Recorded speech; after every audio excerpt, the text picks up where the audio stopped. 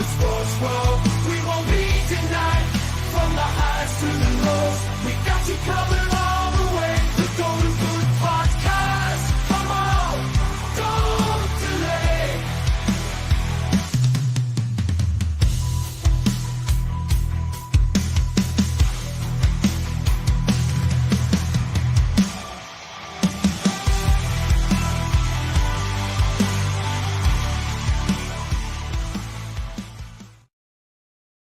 From the cookie room to the hardwood, the down to the court, with the ultimate sports show. We give you all the support, from football to basketball, from baseball to the rest. We got the Golden Boots. We promise you the best. With hard-hitting analysis and in-depth interviews, we bring the excitement. We bring the news. We break down the plays and celebrate the scores. We're the Golden Boot Podcast, your ultimate sports source. Get ready for the intensity. Get ready for the ride. We're the kings of the sports world. We won't be denied. From the highs to the lows, we got you covered all the way. The Golden Boot Podcast. Come on, don't delay.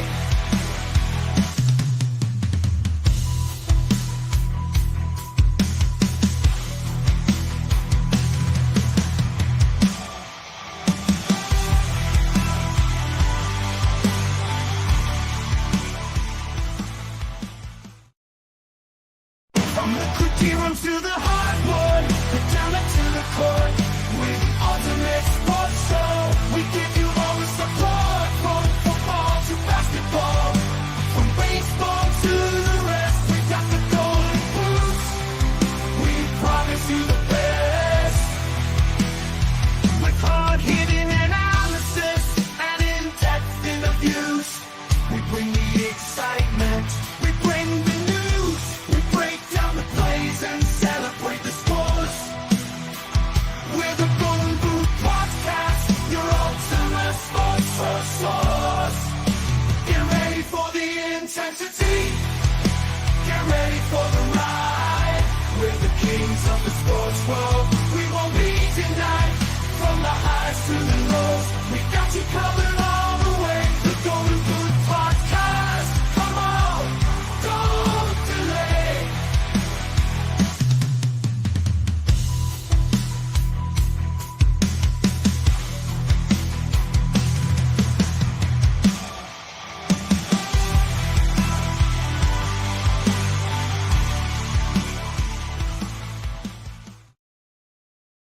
From the cookie room to the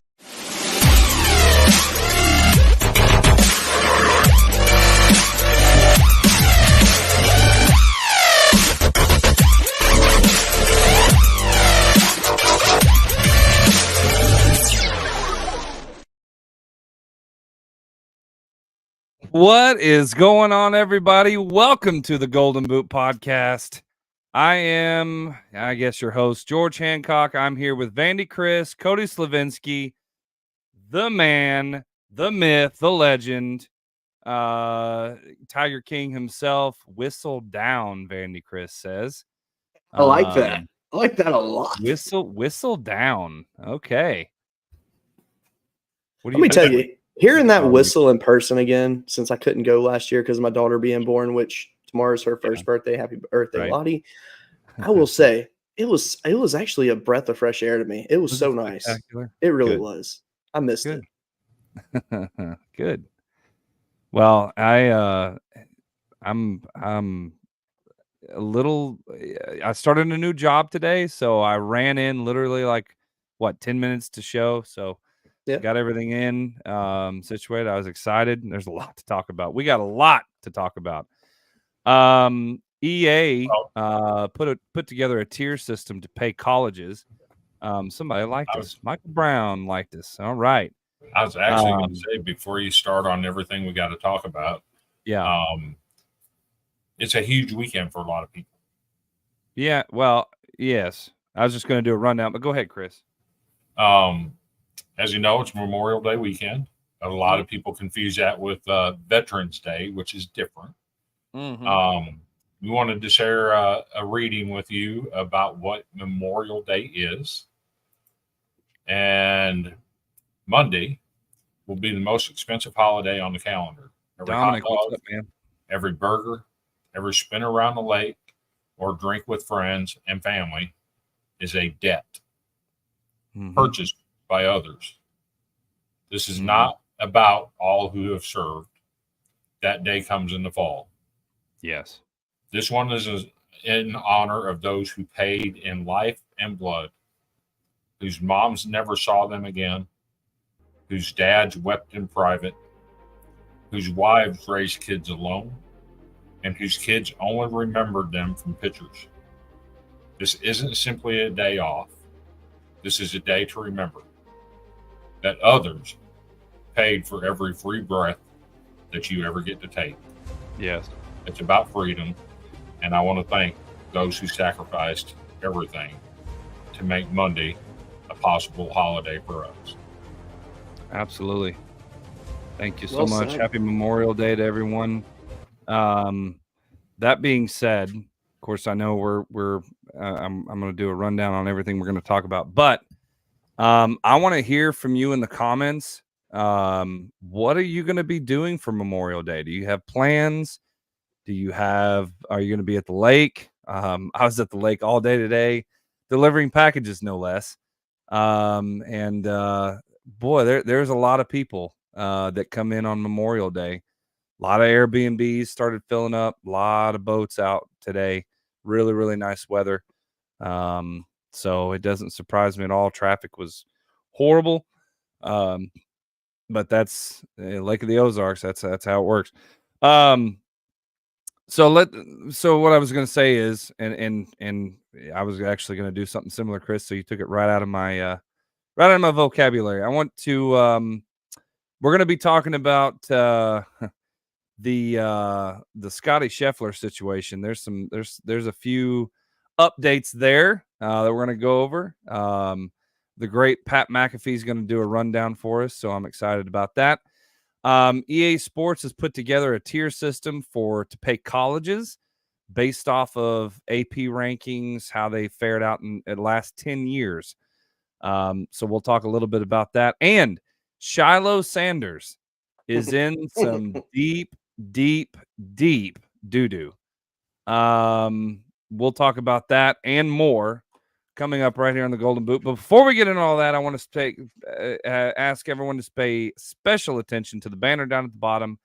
If you haven't already, if you're watching from home, please like, follow, share, whatever platform you're watching. If it's YouTube, if it's Facebook, if it's Instagram, if it's Twitch, we're live on pretty much any platform possible right now. Go ahead and give us a like, give us a follow, give us a share. It helps us tremendously. It helps the algorithm. So if you're watching, go ahead and like it right now. I'd appreciate it so much. I'm starting to see a few likes come in. Appreciate you very much. You can follow us on TikTok, the Golden Boot Podcast. We're also on Spotify now. So if you're going down the road, you want to listen to the Golden Boot as you're going to work. If you're coming from home, we're there. And more episodes will be uploaded there as well. So you can find us at the Golden Boot Podcast on Spotify. And if you have any questions or want to contact us, email us at the Golden Boot Podcast @gmail.com. Now, Tony Thomas, the fact that G5 has to pay 60% of this $1 billion settlement is absolutely ludicrous. Again, level that building in Indianapolis to an effing parking lot. Yes, Yep, sir. Tony, I Yes, agree entirely. Sure. Yes, that is an insane situation there. So let's get into this thing. Let's get into our icebreakers. If you've never watched the show before, congrats, you were in for a treat. It's basically where we scour the internet so you don't have to, the best memes and the best sports stories and everything, collab them together. I think you're going to really enjoy this. Let's get into this thing tonight.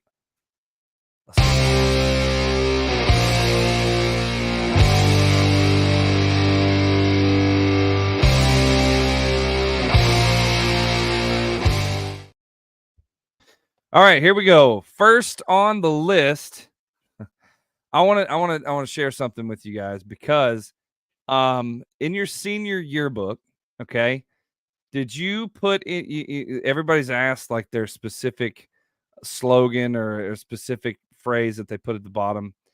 And it's supposed to be in inspirational and all that stuff. Charlie Baker goes as a hand puppet for Halloween. Thank you, Tony. Yep. It's great. But this gentleman decided to put his school quote as I only come because y'all would have locked my mama up, and I love my mama. Hey, I don't mind that. It still has a really funny ring to it, but he's spitting straight truth there. So Yeah. I don't think there's very many people that wanted to go to school growing up. I certainly didn't.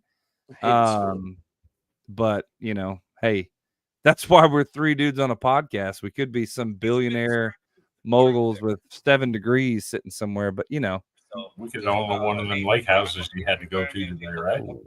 yeah, sure, that works. But hey, I want to know put in the comments what your senior quote was, if you had one. I'd love to know it. That'd be great if it was something inspirational. Great, but put in the comments what it was, and we'll go from there. But I thought that was hilarious. Moving on, while you guys are putting that in the comments, EA Sports has confirmed that College Football 25 will not include mascot matchup. Everybody start crying. Throw your crying emojis in the chat. I'm okay Better with known it. as mascot mode. You cannot be a bunch of Buckeyes versus, which I know that's not, but I'm giving this as an example. You can't be a bunch of Buckeyes and a bunch of Tigers versus each other. Sorry, it's not going to be a thing. That was a very popular thing with the other NCAA games. It will not be in College Football 25. See, So- that kind of ruins it for me. Yeah. I can't play the pickles versus the artichokes. Come on, who Nope. doesn't want to do that? I know. You That's can't funny. play the Lobos versus the I'm trying to think of some quirky A Hoosier, because what the hell's a a Hoosier? Hoosier. Yeah, right. How about Ace Ventura versus the Eagle mascot? Yeah. Yes. Yeah, I mean, you know. Yeah, absolutely. So yeah, there's that. We'll get to that in a minute. On another note, I said it earlier, EA Sports also came out with a tier ranking to pay colleges based off of, you know, using their name, image, and likeness. Tier 1 gets almost $100,000. Tier 2 about 60. Tier 3 gets 40. Tier 4 gets a measly $9,900. Let's talk about who's in each tier. Yeah, let's do that because Do we here's the have to? thing. LSU surprisingly is not in tier 1. Yes, they That are. was- Top row, Huh? far right. Oh, I couldn't. Yeah, they are. Okay. I was saying, I I couldn't couldn't see see the- the. I couldn't see the tiger. It's too small. That makes sense. I was like, what the heck? So I was looking through here. You got Alabama, Ohio State, Clemson, Notre Dame, Oklahoma, Georgia, LSU, Michigan, Oregon, Oklahoma State, Penn State, Utah. Is it Utah State or Utah? That's Utah. That's Utah. Yeah, and then Iowa is the number 1. The So only one I'd complain about would be Oklahoma State. yeah, I just- don't. Notre Dame too, because Notre Dame Well, I mean, last they 10 consistently years- won a But lot they're- of games, though. they've won a Consistently lot in the of top games. 10 every year. Yeah. Yeah, I guess so. Then tier 2 is too small for me to read all, but I see I can read it. Tennessee, Actually, see it. I see South Carolina, I see See Southern UCLA Cal. in there, I see Mississippi State. The majority of the rest of the SEC is Actually, in tier it's 2. Southern Cal, not South Carolina. South Carolina's in tier 3. They sure are with Cal. Troy. Yeah, Southern Cal. Ouch. Yep, Southern Cal. Let's look I'd at almost- tier 4. Tier 4 Shut up. has that's what this is. Nebraska seeing itself in tier 4 with Kennesaw State. Nebraska is in here. Duke is in here. Rutgers is in here. Cal is in here. Purdue, is in UAB, here. South Alabama. The Huskies are in here. There's a lot that were tier.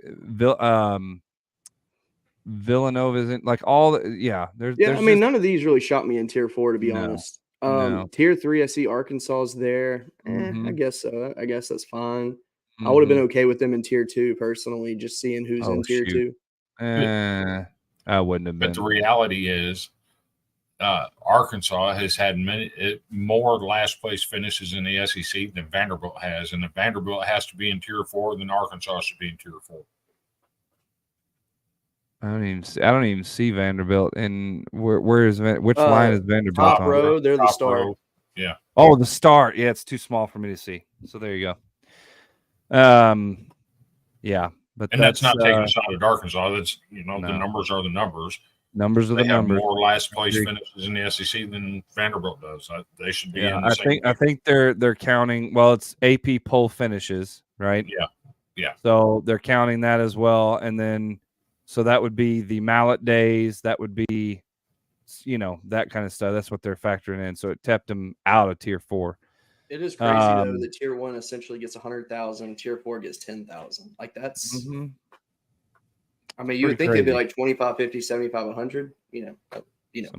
Somewhere in there. That's absolutely insane. Yep. Right. Dominic Ambrose says, "How is Oklahoma State in tier 1?" I don't know.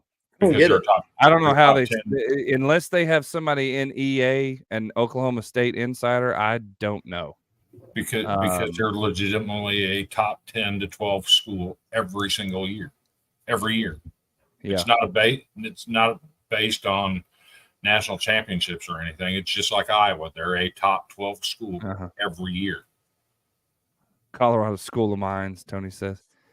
That would They be an got a good interesting offense. school to build a dynasty with. Yeah. Yeah, I'm gonna pull up Oklahoma State's. I'm gonna look up their stuff for the last 10 years. Give me a Yeah. sec. South Louisiana School of Wetlands Management. Matt Short says that's not say much. Yeah, I mean it's very possible. Yeah, and while you're looking that up, we're running up on our first break here, but Wait a this minute. is interesting for sure. There it is. The gorilla and the leprechaun. Dunking gorilla versus the leprechaun. Oh, God, great. That's great. Interesting. Did Yeah. you know that Oklahoma State's only finished top 10 in the AP one time in the last 10 years? That's weird. So how the heck would they be tier 1? I don't know. I think I'm thinking that somebody's biased and somebody in EA is an Oklahoma State alumni. I don't know for sure, but Just a couple of years ago, they were on the verge of getting in the playoffs. yeah, I don't know. Yeah, maybe. Maybe. Well, let's take a quick break. We'll be right back on the Golden Boot podcast. When we come back, we'll dive into some more of these. Stay golden. We'll see you in a bit.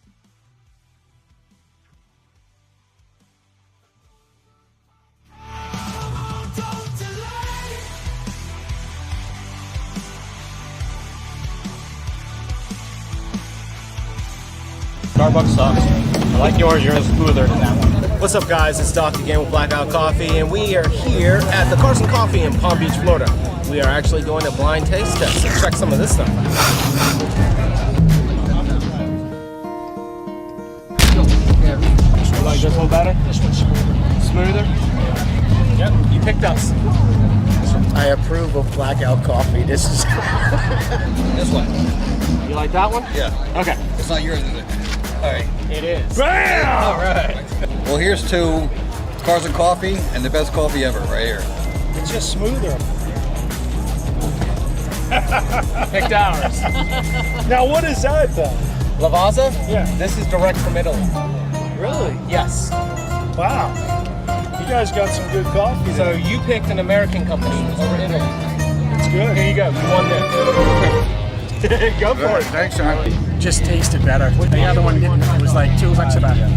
Blackout coffee, baby. Yeah. You chose ours over the Lavazza. Like more refreshing compared to that. It was like drinking gasoline. Yeah, pretty much. I drink coffee every single day, so which is the reason I wanted to do this test. But yeah, I'm definitely gonna give it a brew when I get home. There you go. Oh, thank you. Being a veteran, I like the Blackout Coffee Company anyway.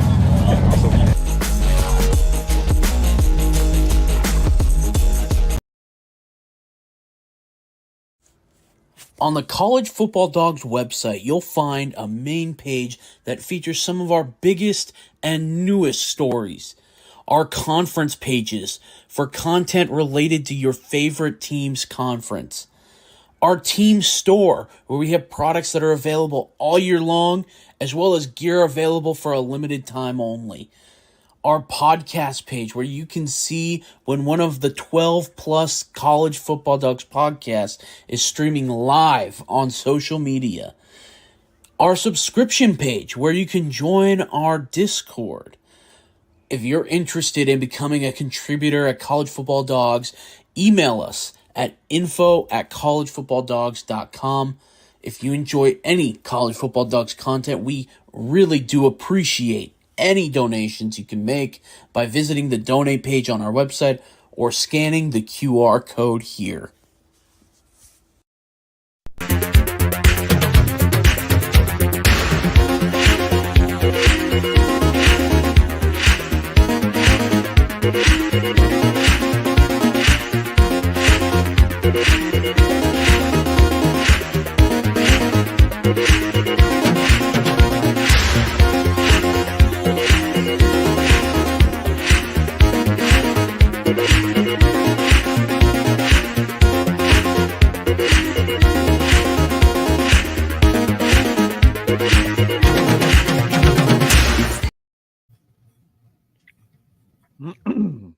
Welcome back.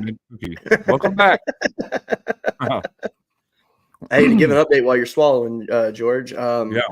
Mississippi State's taking a 5-3 lead on Tennessee, and obviously there was some like a brawl or something or a fight that happened, but basically there was a hit by pitch, strikeout, walk, or no, a single, hit by pitch or a walk, another strikeout, and then there was a walk, a single, and then they took the lead.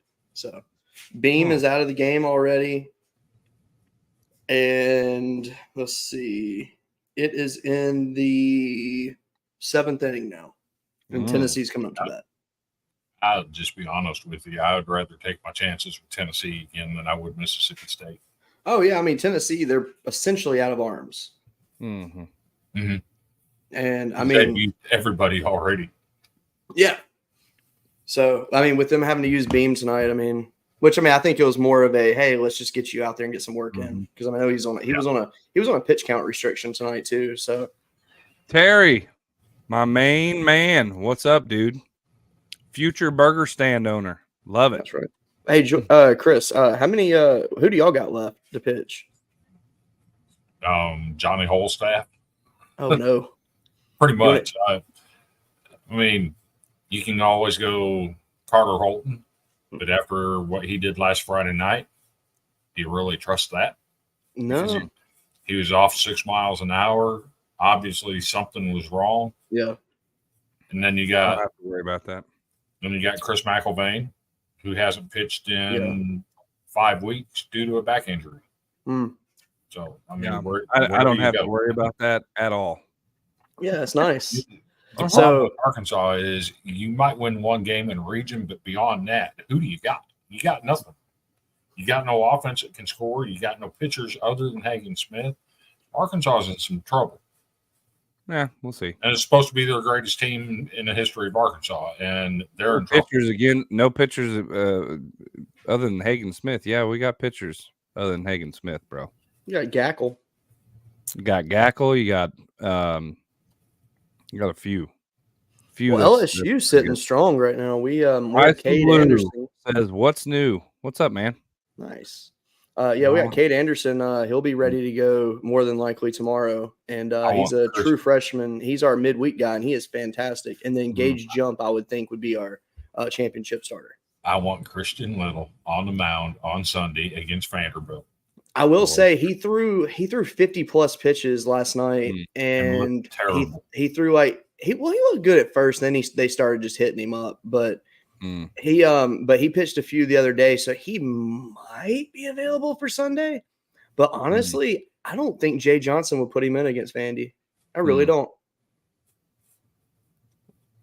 Yeah, I mean, He may. But then again, Michael Braswell was a hero against South Carolina, so you never know.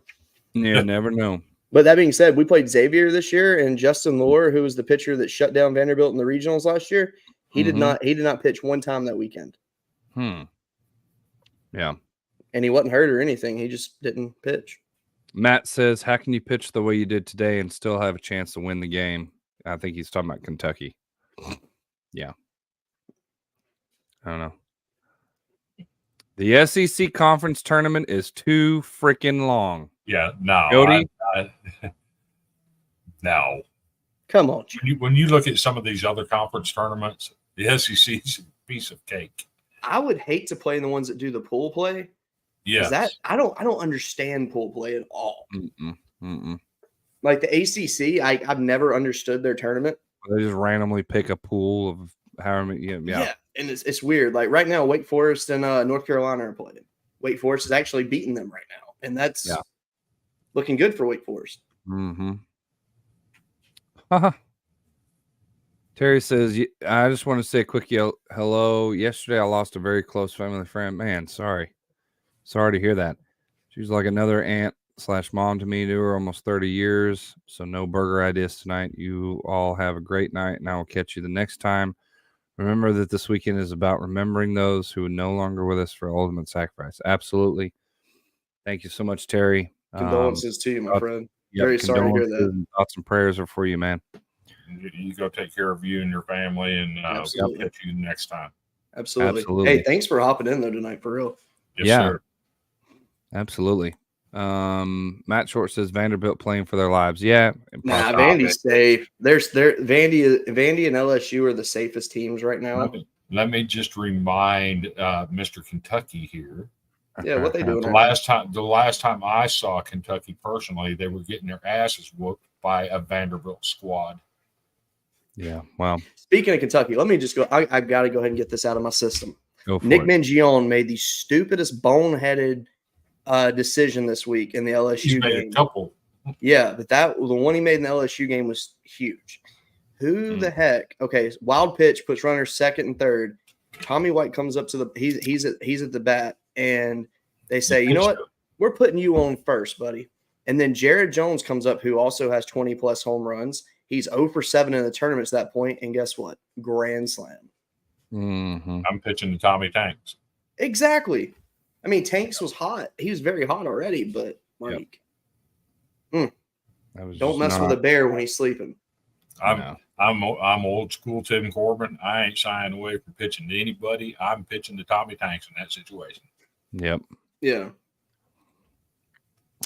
All right, we'll get more of baseball later. That was a little more of a teaser, like a little snack sandwich of baseball. Snack sandwich. A lot of baseball to talk tonight. There's a lot. Dirty Martin's, a burger joint in Austin, Texas, which is where Texas, University of Texas has acquired Jimbo Fisher's yearless Texas A&M National Championship plaque, and so that you can actually go to Dirty Martin's in Austin and see this for yourself, which I think is hilarious. I would love to have a picture next to that. Which is funny because I didn't think that Texas A&M and Texas were rivals, because this kind of seems like something a rival would do. Oh, they are rivals. Historically, they're definitely rivals. I just want to know what kind of burger is a Dirty Martin. I don't know. Good point. That I don't know. Another EA news. This is potentially what the leaked play screen now looks like. The Play Now screen. Everything about the screen is immaculate. Now it's kind of blurry, but this looks pretty daggum good to me. That looks about right. Yeah. It looks really nice. I like how they have like the logos and the mascots and stuff down at the bottom. And this is obviously your controller's like screen where you select which side you want to be on. It's got the stats over here. It's got of course, it's a lot like that, but I like that a lot. I like that you can do 4 players on it. Mm-hmm. Well, we used to enter buddy tournaments, and years ago, me and my friend, we'd enter a lot, and I'd play defense, he'd play offense, and we would just have to swap the controllers back and forth, and that kind of sucked. Yeah. But we dominated. But yeah, I like that this feature's there. I'm gonna save the last one because I'm gonna save it for a Bone Crusher. We need to talk about the whole NIL thing and stuff. But before we get into that, I want y'all to dang it. I can't. Why do we not have our normal setup here? Oh, I just lost another one. Are you kidding me? Yeah, I don't know what's happening. It makes no sense. Okay. Shoot. We need to report that to the head of podcasting. Yes, we do. So something is wrong. So I'm sorry, but Cody will be covered when I play these 2 videos, and it's inevitable. I'm gonna start with this one though because breaking the ice. Y'all want to laugh? This is something we showed something similar to this. This might be better than the original. Come on, get out of my way. I'm late for Jamie's karate class. I'm gonna make it. You're my number 1 customer. Hey, what is this, a Johnny Cab? Go, drive. Damn it, how long is this video? Battery Aziz, get to the chopper! Put those cookies down! What killed the dinosaurs? The Ice Age! The CIA's got you pushing too many pencils! Coyote, let's go! Oh, wow, look at that shot. This is directed by John Woo. I'm gonna make it at the winning pose. Hey, sorry for ruining your winning pose.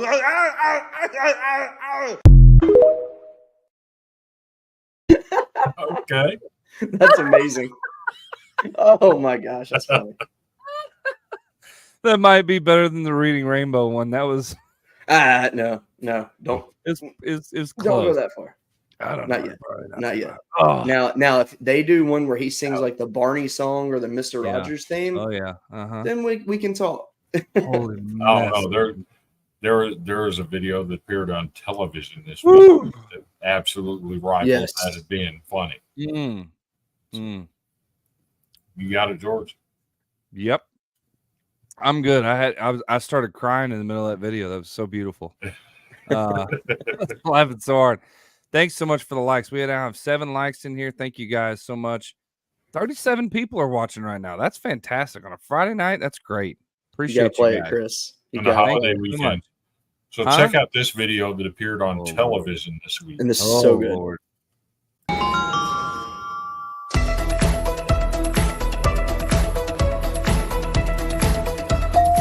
Tavares, right in the butt? What? No. Blake. This is the best. Yeah, that's it, I think. Yeah. Much better answer. Let's be real for a minute. Tell me the truth. Did he pretty much just like speak for every man in America when he did that? Yeah, except I mean, even though right is not a 4-letter word, but word though. I mean, I wouldn't have done that because of that, but wow. For me, the best part is the woman at the end getting the right answer. After him saying right in the button, she says, "This is the best." Yep. I think my favorite part is when you hear, "What?" Yeah, what?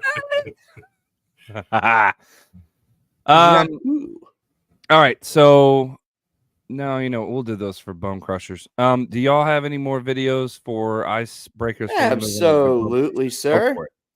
You have the floor. Go. All right, who's ready for a good laugh? Some bitch! Sit back! Damn it!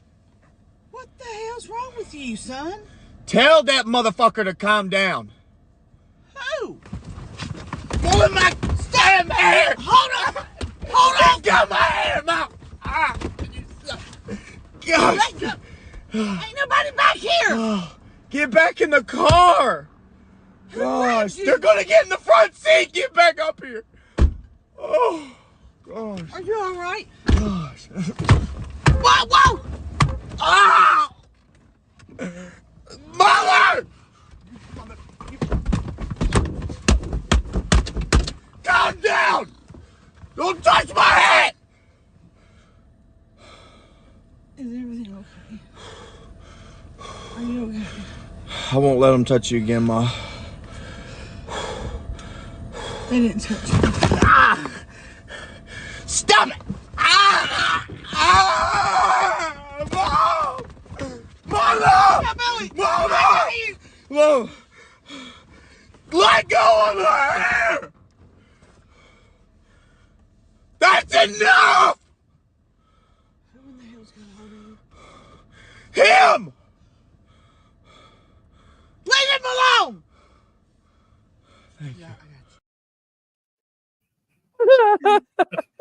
I saw that and I cried laughing. I mean, it was so good. That's great. And I've got one more to show too.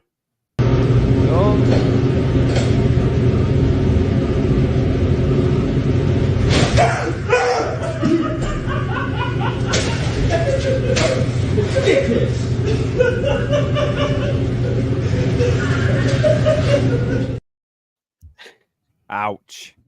Hey, have any of you guys ever had like Goodness. issues like with like gambling or anything? No.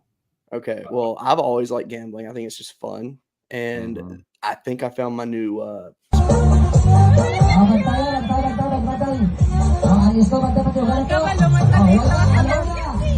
Alas 3 o alas 3 buat manay o dalaga naman manay umpat manay sulod sa buho kaya ang mga buwa o mapansok ako'y agay buat manay doon sunod naman ang nauya naman sa ulit sa isang chikso at lang lumumpat humok susubulan sa asyo ko ng mo at naman gagawa ng sineros gagawa size ang isote. dude. I would bet on that all day. Part of me is starting to think that I should live in another country because some of the stuff I see in like foreign countries just looks so cool. Yeah. But I like my My goodness. I like my freedoms here and all that. So Dustin Greg, the legend. My goodness, look at this bunch. Yeah. Still here, still kicking, my friend. That's how that works. So, George, Yeah. have you ever questioned your higher power or your religion? No. Some people have, but no, I have not. Cody brought this video in, and it just speaks to my heart because sometimes I wonder, where does God come up with things, right? Oh, okay. Yep.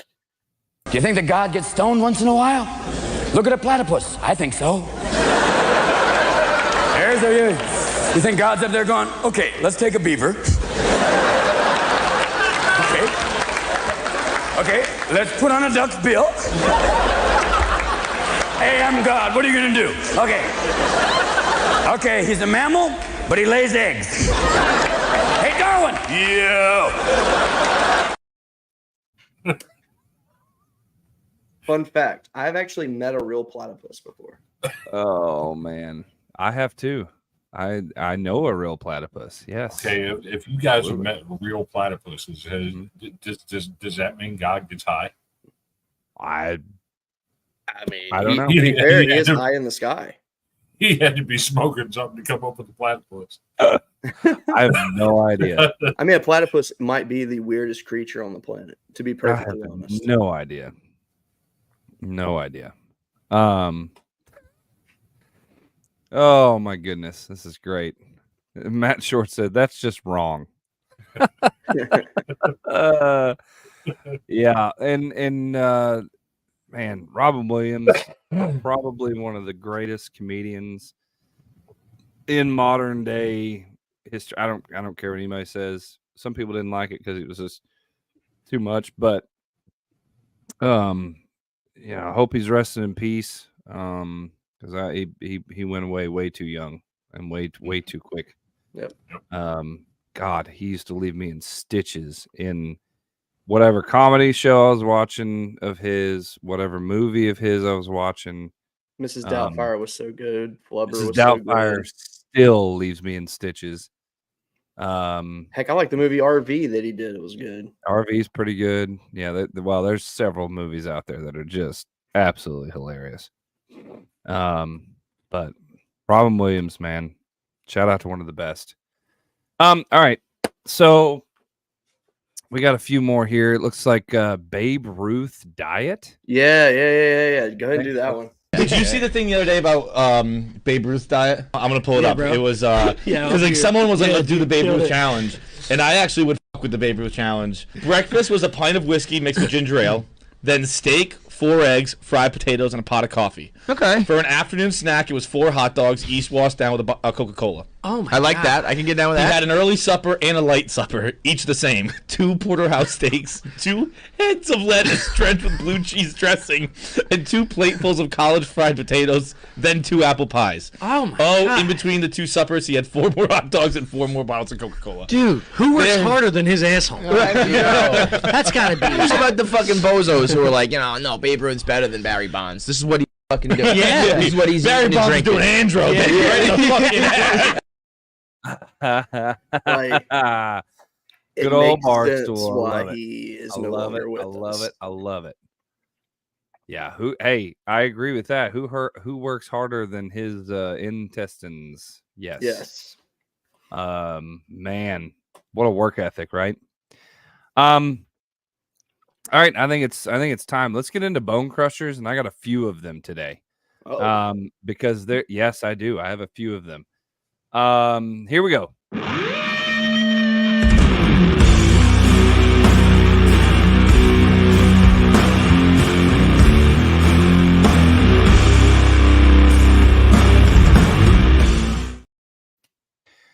All right, here we go. Bone crushers. This is the cold, hard truth and nothing but. There's a few things that are on my mind specifically and have been all week. We touched base on the Scotty Scheffler issue. Yes, everybody knows they were here. So there have been some major updates that contradict. That's the word I was looking for. What the police report says by Louisville Police Department. Now, let me recap.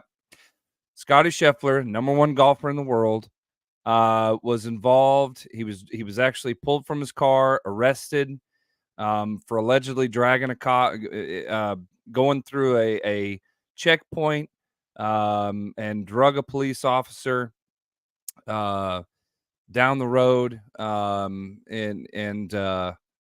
Anyway, and so he was pulled from his car, taken to jail. He had to actually spend the morning in jail, warmed up, and he actually shot a 5 under par that day to actually get in the top 5 of the entire PGA deal. So I did not dragging a cop. Thank you. Let me correct myself. If anybody thinks I misspoke, dragged a cop with a P, Chris. I heard with a cop CK. with What? P. Look in the private chat. Lord have mercy. They're trying to say I said that. Yeah. You mean a cop exaggerated? No, never. Exactly right. So here's the deal. The Louisville Police Department put out a statement explaining the situation, saying that Scotty Scheffler ignored the officer's direct order to remain stopped. He drove through the checkpoint, dragging the officer. And in the police report, it actually says that his pants were damaged beyond irreparable repair in the amount of $80. In the actual amount of $80 or something like that.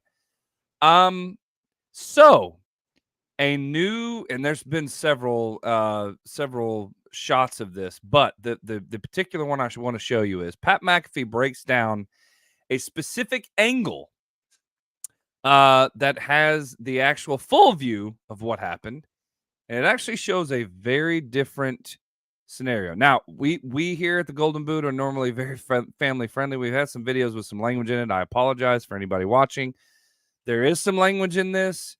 So if you have virgin ears, I do apologize, but it is what it is. But he explains this very, very well. Let's take a watch. Traffic is stopped here. Scotty Scheffler's car is about to come from over here. What we're thinking happened is somebody told him, oh, you're the #1 golfer on earth. Yeah, you can go into the golf course at 6:01 a.m. to start your day. This is the golf course. Scotty Scheffler, #1 golfer on earth in this tournament. #1. So this is him coming through here. Nicest guy on earth. Yeah. Scotty, this guy's a wet blanket. He's boring. Everybody's saying it because he's the nicest human ever. Correct. There is no pizzazz about anything in his personal life because he is, once again, the nicest human on earth. Gotta have a rap sheet if he's going to be charged with a felony in Louisville, right? No! Never got anything lower than an A in school. Here's his car. Bang. Who told him to get away? I don't know. Here's the cop running. He tries to smash the windshield. Now, did he get dragged? I don't know. I didn't see it dragging anywhere, which was in the police report. I don't know how his pants could be in any trouble. Unless he shit his pants. So now him and Scotty Scheffler are talking to each other. Scotty's probably telling him, I was told to go golf at a golf tournament, that I'm the #1 golfer in the world. There's a major happening, actually. And they go, shut the fuck up. Now, we don't know if that's true. This is all alleged from us just watching this video. It gets so heated, they open the door. He reached in at one point trying to, I think, turn the car off. They open the door, drag him out, put him in cuffs, and then this is when we see Jeff Darlington's video of him getting walked to the police car saying, what is going on? Come on, man. We're in a time where people are allowed to just use common sense, I think. And if not, we have to get back to a time where people can just use common sense and go like, nah, yeah, we're all moving on here. Yep. That was a perfect explanation. And I guess the guy damaged his pants by crapping him. Had to have. And another thing, too, that cop got in trouble for not turning his body camera on as well. Yep. There's more to that story, too. I love the whole where he gets up. He's like, "Was there a dragging? I don't know." Also, can we be real? Do those cops? Do they not look like event staff that would be like handling traffic and not cops? Yes, because that's what I thought. Which lines up with Scotty Scheffler's statement of, "I didn't realize that he was a cop. I didn't realize I was disobeying a cop's order." So my understanding was they had event staff and they had responding officer staff. Okay. And they were two different things, and there were two different things going on. But as far as the cop himself goes, this is not the first time he's ever been disciplined for not following protocol. I'm so shocked. He's been disciplined at least 3 or 4 other times. Yeah, right. Well, the video clearly shows there's a contradiction. Yes. And in the statement that Louisville Police Department put out, which is why, by the way, the Louisville prosecuting attorney said, "Oh, I need till June the 6th to figure this thing out. Before I press any charges, before I go any further, I need till June 6th to really figure this thing out." Actually, it wasn't the prosecutor that asked for the delay. Yeah, it was Scotty Scheffler's attorney asked for the delay because they never consulted either one of them about when their schedules would be available. And it's standard protocol that if they're not consulted, you can get a continuance. The prosecutor argued against that, and his whole basis for arguing against it was, no, he's got to be here in court. We're not waiving his appearance. They weren't asking to waive his appearance. They were asking to continue it for 2 weeks for him to make his appearance. It's crazy. Yeah. But the reason they asked for the continuance to begin with is so they could show the videos that are being released now. Yeah. That are exculpatory. Yeah, that one clearly shows that officer ran and there was considerable distance between him and the car. Yes. He was running to catch up. You can see there was considerable distance, beats the window with his flashlight, to which Scotty Scheffler slams on the brakes because any normal human would. And obviously he's not being combative. He's probably trying to explain to him, look, that guy told me to go. I'm the I don't care, blah, blah, blah, which is what, I don't know. It's pretty wild. Yes, rest in peace, Breonna Taylor. It's pretty wild, man. for them to be that over the top for obviously somebody who has PGA Tour on their vehicle. It's a badged vehicle that says PGA Tour, that says, Valhalla, whatever you want to say, but it's wild to me. And Louisville's sticking to their guns. They haven't said anything. They haven't put out anything that does it, but the video clearly shows that this whole thing should be dropped and It dropped will be. immediately. Does There's it no way. surprise you that Louisville's sticking to their story? Because we've seen this before out of Louisville, Kentucky Police Department. Mm-hmm. So there you go.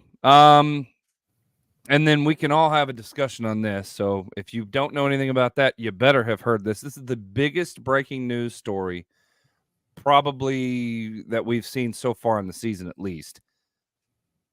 What the heck is going on? Are y'all at the bottom right now? Mm-hmm. What is going on with StreamYard? What is happening? Let me see if I can fix that. Nope, I can't fix that. Wow. Can I move myself? No, I can't. That's so weird. I don't know what's happening. Y'all are just gonna have to deal with it. NCAA Power 5 agree to deal that will let schools pay players. NCAA and its 5 power conferences have agreed to allow schools to directly pay players for the first time in the 100-plus year history of college sports. The NCAA and its leagues are moving forward with a Okay, there we go. It's somehow I don't know what's going on. Nobody's in the back. I promise you, we're not getting punked. There's nobody in the background trying to sabotage this thing. I didn't touch anything. I was reading, and then all of a sudden I had just me up there. Anyway, the NCAA and its leagues are moving forward with a multi-billion-dollar agreement to settle 3 pending federal antitrust cases.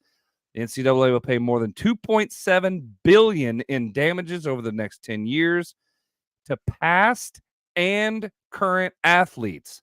Sources told ESPN. Said the parties also have agreed to a revenue-sharing plan allowing each school to share up to roughly $20 million per year with its athletes. And the picture is, of course, from Dumb and Dumber, one of the most iconic scenes. The NCAA paying back $2.7 billion to players. Now, let's all have a discussion on this. This, I think, takes it way, way, way, way over the mark. Way over the mark. Mm-hmm. So, in essence, what this says is each school now will have a NIL budget, or it's not even an NIL anymore. It's a pay budget, if they want it, of $20 million per year with its athletes. So they can go all the way up to $20 million of federal money, which I don't know how that works. How do we do? It's all going to come from their TV deals. It's, Yeah, I get that. It would be coming from their TV. That makes sense. So, in essence, you'd have NIL, right? Because that's going to be a set. But then also, if you want the number one athlete in the world, if you want the number one athlete in the country, now there's going to be a bidding war from schools straight up saying the University of Alabama will pay you X amount of dollars. The University of Texas A&M will pay you X amount of dollars. Now, okay, but Tony mentioned this earlier about the G5 conference, which doesn't make hardly any money at all, also having to be part of this. Now, Chris, can you explain a little more on that? So, of that $2.7 billion in damages that they have to pay and back pay to these athletes, G5 schools are responsible for 60% of that. Now, why and as why far are as they responsible for 60% of that? Because the P5 controls everything. Mm-hmm. Yeah. So if I'm the FBS, I'm just going to say, you know what? Birds to all of you. I'm done. Yeah. Play yourselves and break away. That's what I would do if I was the FBS or the G5. So how would past players be approved to be paid? I don't know. I think it's a set limit that each player gets. I just don't understand why they should qualify. I just it's when does So- this stop? Because But as far as bidding wars, I don't think that's the case. I've heard multiple ADs talk about this today, that most schools are going to roll their collectives now into their athletic department. And part of that $20 million funding will come from that, from their collective as well. But they can only maximize at $20 million. So you're not going to be able to get into a bidding war per se. well, yeah, I mean, sure, except let's just say, who's to say that Texas A&M doesn't have another donor hand them over a $20 million check? But still, you're only allowed $20 million. Yeah, It's a cap. yep, it's a cap. That's exactly what it is. It's not 20 million per player. It's a cap. Total $20 million. I know. I know. Yeah, it's a cap there's on no way- all athletes. Yes. But there's no way you can get into a bidding war with a cap on it. No. You can get in. Well, you can get into a bidding war over a certain athlete because you can How? say, because we can pay you $2 million. Well, we'll use $3 million of our $20 million to pay you. That's how I think it'll probably go down. I don't see that happening. It could, but Yeah. I don't think that's going to happen. Most athletic directors say this is the calm that needed to happen. Because I really don't think that any player coming straight out of high school is worth $20 million. No. And if they get an NIL budget, if they get an NIL deal from a certain company and they want to pay them that's fine.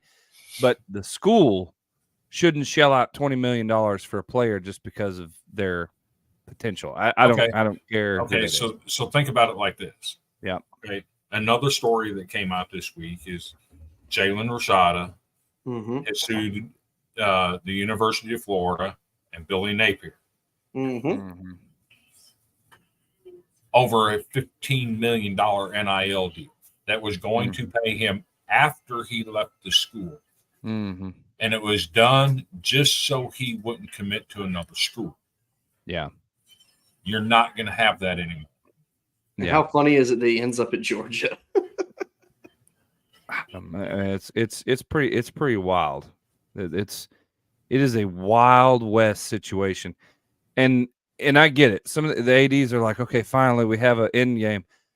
Still, that is a ton of money that can be raised per school. Okay, let's look at it this way. Say every school in the SEC raises it, okay? And Alabama, Auburn, and Ole Miss decide to go after the number one QB. Well, obviously, one of those deciding factors on whichever one they go with is, okay, how much money are you going to give me? Ole Miss says, we'll give you $6 million of our $20 million budget. Alabama says, we'll give you $6.5. But no school's going to do that. That's what I'm saying, is no school is going to risk that much money for one player. Well, it remains to be seen. The problem is this opens up Pandora's box and we've already opened it up, kicked it over, let it out. It's been open for ever and a day, and now all the demons are starting to come out of it. I mean, this thing is getting ugly and ugly fast, in my opinion. So I'm opposed to NIL as it has turned out to be, where it's being reused as a recruitment tool. I love the idea of paying the athletes. It's above the table. Everybody's on the same platform. Everybody has the same budget. Now you're not going to get into all this dirty. Well, it's going to be easier to prove when somebody's doing something under the table. Right. But I think this is the guardrails that needed to happen to start controlling some of this stuff. Is that right? I mean, that's just how I see it. Well, and shoot, I forgot two very important pictures, but actually three. I forgot three. And then we'll just talk about it. But the thing that goes with this is this comment here. Jaden Rashada, I hope that's how you say it, Rashada, wins his lawsuit. He will be the highest paid clipboard holder in UGA. So this is another thing. Jaden Rashada, who was a quarterback that was recruited from Florida, is suing the University of Florida for in regards to NIL and how it was handled. If he is awarded that, it's like, what is it? How much is it? Like 10 million? Or is it 20 million? What is it? 13.87 million. 13.87 million is what he's suing for. He's at UGA. He is not the starter. I don't think he will be the starter, but I don't know why you would need to if you just won 13.8 million. I doubt that he will get that much, and I doubt it will go to court. Yeah. I think they will come up with a settlement. I think they'll settle out of court. Yep. Someone needs to run Pandora's biz through a tree shedder. Yeah. I'm all right with that. Good idea for an article of coaches who will leave, projection of coaches who will leave college football because of the bullshit. Yep. Well, I mean, Boston College's head coach is one of them. We have Boston College's head coach left to be the defensive coordinator at Green Bay. I know that for a fact. He's there right now. He left specifically, and the reason he left is because of this garbage. Said he He's couldn't done. coach anymore. We've seen Nick Saban retire because of it, and that's on record. He said that straight up. There's more coaches that are suffering in silence that probably won't be suffering in silence for much longer. So, in regards to Jaden Rashada, yeah. So it's important to keep this in perspective too. Yep. Would you rather Jaden Rashada sue Florida, or would you rather have the feds come after Florida like they went after Miami for the same player? Because the feds got involved in his NIL stuff at Miami. And one of their boosters, I believe, may have already been found guilty and sitting in jail. John Ruiz. Yeah. Right. And he was also involved in NIL stuff at Arizona State, where we know for a fact the coach invited their biggest booster, Nap Lawrence, to come to practice and openly have relationships with the players, which is against NCAA rules specifically. But yes, would you rather have the feds go after Florida or Jaden Rashada himself? Right. Yep. So I don't know what needs to be done, but man, oh man, something definitely needs to happen for sure. Chris Joseph says, if it'll pull up, why is everyone so upset? Because you now see how the sausage is made. You can go back to find evidence of players being paid all the way to the back to the 1940s. Yes, agreed, but it has never been out in the open. I mean, I get that. Truth be told, I wish everything was covered up and put back under a rock and we went back to the way it was. This is getting out of hand and ridiculous real fast. I'd rather not be in the know. I'd rather not know that this was happening. Pandora's box needs to be run through a tree shredder. Agreed. We already read that. This might be Vanderbilt's best chance to finish in the top 6 in basketball because of the NIL. It's possible. If Kentucky offensive line predicts Grandville, Kentucky will finish better than 7-5 point blank. I don't know. We'll see. But yeah, it's very interesting there. So I actually have 2 more. I didn't put them in here, but have you checked on Caleb Williams and J.J. McCarthy in the NFL and their OTAs? Because I have. You want to hear how it's been going? I'll tell you. You ready? Caleb Williams. Caleb Williams. Really, this is according to Nicholas Moreno, who is on the field watching this. Really tough day for Caleb Williams in the starting offense. A lot of incomplete passes and near interceptions. In the 7-on-7 period, Williams completed just 3 passes Jalen Johnson nearly had an interception over the middle of the field. In the team period, most... Oh, it's loading. Hang on. Come on. Really? Why do you have to do that to me right in the middle of this? Really? Come on. I think Hunter College might Football be Dog blocking says the internet. fake news. This is not fake news. It's worth noting By that all- Roma Dunze... hang on. What? By all accounts, Caleb Williams was absolutely horrible yesterday. Yeah, in the team period, most of the passes were completed to the flat, and Williams held on the ball for a long time. It's worth noting that Roma Dunze and Keenan Allen did not participate in 7-on-7s. Nate Davis and Darnell Wright were not practicing today. So, Well, if those two didn't participate, that's huge, to be honest. yeah, right. Yep. So that is not a good showing. Not a good showing so far, but do I believe it's going to stay that way? No. But I just, here's the thing. I don't believe that Caleb Williams is going to stay that way. I think he will get better. But pump the brakes, Bears fans. You're not going to go undefeated. You're not going to go to the Super Bowl. He's not going to throw for 7,000 yards this year. Shut up. That's to every Bears fan out there. I've seen it. Oh, and by the way, the Green Bay is not going to win against us at all. Shut. You don't even freaking know. Like, this kind of Neither crap. do you. It's just so stupid. Man. It's so stupid. So stupid. Fires me up every time. Now, one real quick one I want to check on. J.J. McCarthy and his struggles, because he struggled as well. Mm-hmm. It's rough. It's really rough. I got to find it real quick. So, this is sporting news. Should we be concerned that J.J. McCarthy is third on the depth chart so far with the Vikings? McCarthy is a rookie quarterback. He doesn't have a lot of tread in his tires. He needs time to develop and grow. First-round picks often need a year to learn and develop. But here's the thing. Who is their quarterback? So they have Sam Darnold, and they have somebody else, and I can't remember who it was. Let me see here. I don't remember. But I'm looking up this. How did J.J. McCarthy look? Yeah, here it is. As a Vikings starter in the OTAs.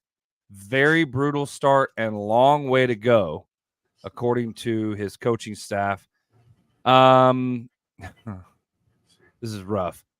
So far, be clear, the Vikings are pleased with how McCarthy looks, but he just needs to do a bunch of work improving his feet. So here's the official statement. McCarthy has a long way to go in his development. There's work to be done in his footwork and lower body mechanics, his upper body mechanics, his ability to read NFL defense, his command of the playbook, the consistency of his accuracy, and everything else you can imagine. Nonetheless, Vikings are pleased where he's at.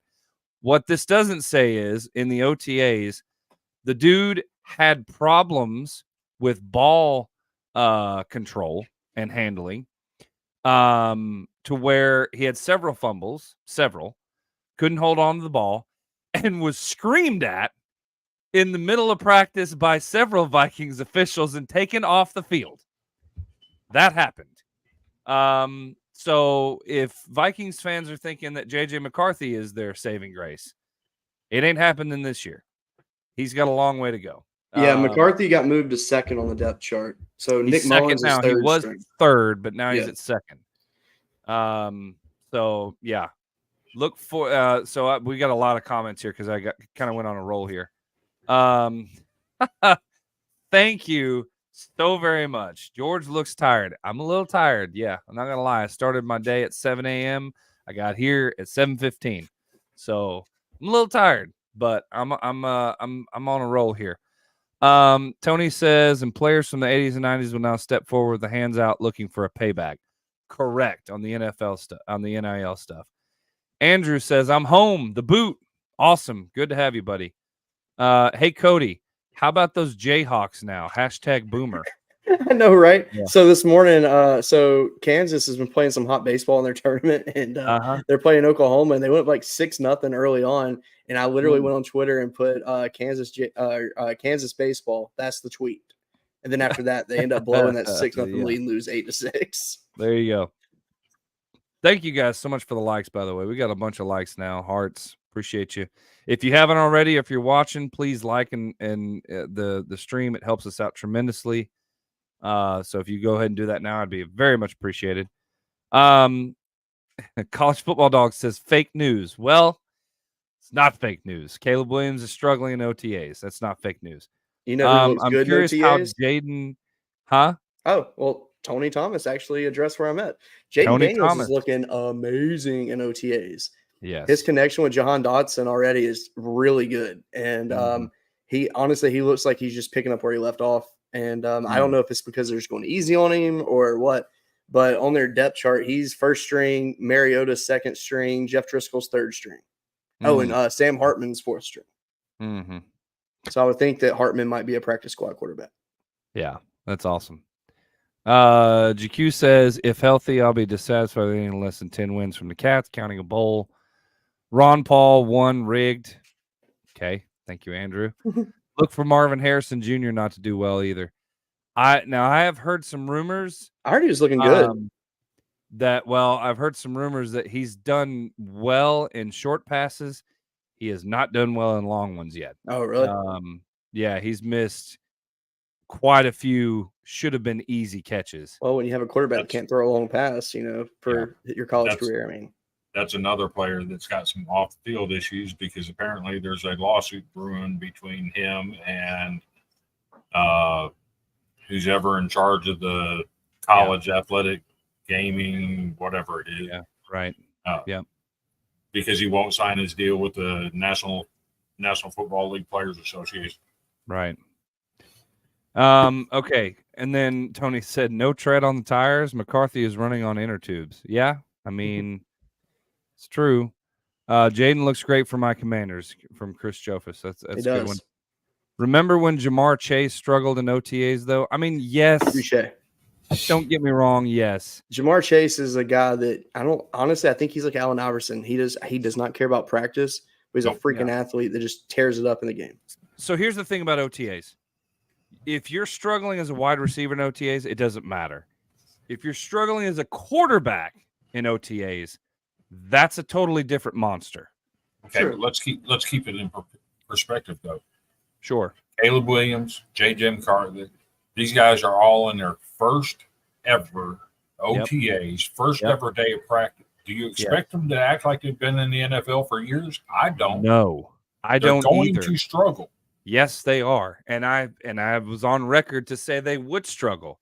Yet every Bears and Vikings fan who seems to think they're their saving grace told me, no, they're going to be perfect. They're going to bring 10-plus wins. They're going to do all this. How do you come to that conclusion without being delusional? I'm just going to throw this out here. I don't follow people you follow on Twitter. I don't know what your timeline looks like. Yes. But I've not seen any of that. What I've seen is J.J. McCarthy is the future of the Vikings, not the immediate right now, and that he has the biggest upside of any quarterback on their roster. Yeah. I've also heard the same thing about Caleb Williams. I'm not seeing where people are saying that they're going to light the world on fire. Well, if you follow any NFC North chats, you'll see it. And that's just any NFC North pages. Caleb Williams will end up being a better quarterback than Jay Cutler and make the playoffs. That's just sour grapes from a Kentucky Wildcat and never beat Jay Cutler. Chris says Will Levis is better than Kirk Cousins. He is. Maybe currently, yeah. Obviously not historically. You hadn't had a chance yet, but I mean, I would take a early 20s guy over a mid 30s guy. So, all right, are y'all ready for our last discussion of the evening? So, and this is a pretty big one. I skipped over it for a reason. We're going to spend a few minutes on this one. I need everyone in the comments to be attentive, jump in, give me your thoughts. Here is the scoop. This is a pretty big story.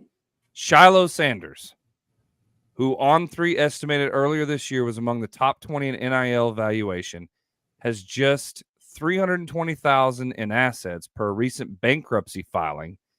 He owes a high school security guard nearly $12 million via a civil judgment over an alleged altercation. This here is not good at all. Shout out to his dad for not bailing him out. Oh man. This is not good. This here. But no, hang on. Just hang on. I know what you're gonna. I think I know what direction you're gonna go. But here's the thing. This is my fear from the beginning on NIL. Right here, 18-year-old kids who don't know how to manage money, who's been given the green light to do whatever. He's had umpteen hundreds of thousands of dollars thrown at him based off of NIL and everything. He has $320,000 in assets, which of course is more than me, but he's already filing bankruptcy, and he owes a high school security guard that apparently sued him. Now it says alleged altercation. Obviously, if the judgment was granted, it's not alleged anymore. So, and I know you said that earlier, Chris, I kind of stole your thunder. But this dude only has $320,000. He has to pay this dude $12 million. Is that the reason for the bankruptcy? I don't know.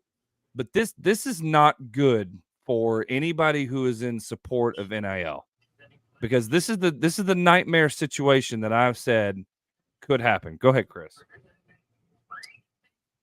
I actually find it to be a good thing for NIL. Okay. So hear me out, because they've subpoenaed his NIL deals to find out exactly what they are. Let's get these numbers out in the open. Let's see what's real and what's fake.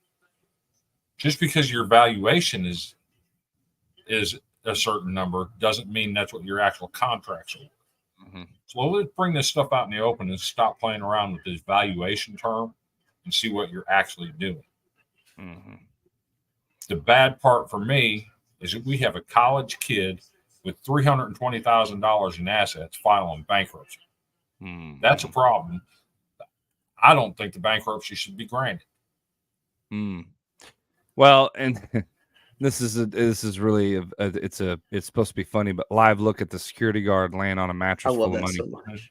Yeah, so I mean, true, but Andrew says it really well. The real problem is that this adult goes back in time because he saw dollar signs. Screw that security guard. He was a kid then. That's a fair point, but anybody who wants to take advantage is going to take advantage, which is, again, the problem with 18-year-old kids getting money. They don't know any better. Dominic Ambrose says one of the biggest issues in NIL has been lack of transparency. Correct. Everything is under the table. Everything is hush hush. We don't know the deals that really anybody's doing or anything like that. Just know that they're estimated to make such and such. They may make this. They're valued at this. We don't know what's going on. Now maybe we'll get a glimpse and a window into a world we haven't been able to see before. So. Yeah, for sure. But see, here's the thing too, though, and no hate to Shallow, but who would want to hire him for an NIL deal? I mean, and it's not to hate on him, but I mean, he's not an elite guy, right, in the country. He's not going to be a high NFL draft pick, and if he's even going to be drafted. Be careful, Cody. You got a South Carolina fan in the comments. He's going to come after you. Yeah, he's the greatest elite athlete to ever come to South Carolina. But no, while his brother's sitting there smiling with his watch, he's Yeah, I don't know, man. It's just a rough situation. So we're gonna take a quick break and then we'll come back, and it's time for the breakdown. We've got to get through the SEC tournament. Cody was actually there.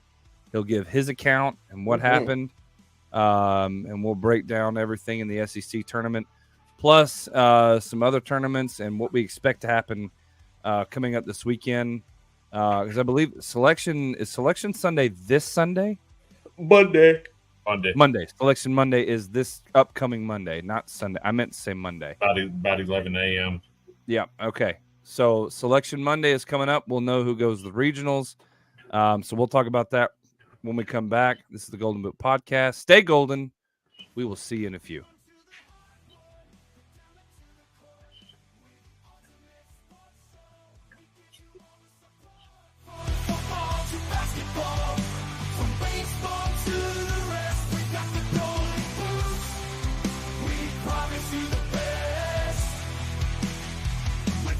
What brings you in today? A lot of rage. Have you considered the Knicks? I'm sorry, I didn't mean to offend you. I don't want to care. You really kind of opened my eyes on this. Spike the ball. You know, in therapy, we often talk about what we can and can't control.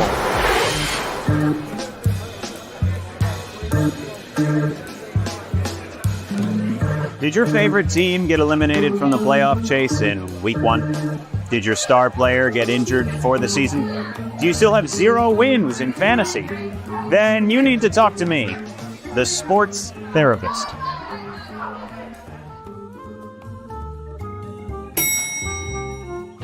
I am a New England Patriots fan. Oh, I'm so sorry. It used to be who are the Patriots playing in the Super Bowl. Now it's will the Patriots win next week? Exactly. Probably not. I'm the victim of a $500 million team where that's given me a $0 payoff. This is the Mets. And I'll remind you that everything you say here is confidential.